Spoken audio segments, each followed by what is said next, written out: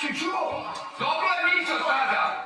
Jebe mi si majku, te ti je strašao, dođi pa, spasi se. Starija! Samo dođi. Ti jebe majku za smrljivu.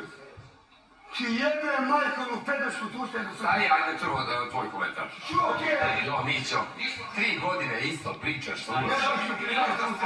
Ne možeš se ustaviš, mene bi bilo sramota da mi kaže voditelj Mani se Mićo vidi, ne interesuje nikog šta priča. Vidite, možeš se nikada ga Milane. Što ja da ga skidam? On je dobar za reality koji ti što zdobar. Odlično, mene dođi kjera, ajde dođi. Da ga skidam. On je dobar za reality koji ti što zdobar. Odlično, mene Da ga skidam. On je dobar za reality koji ti što zdobar. Odlično, mene dođi kjera, ajde dođi.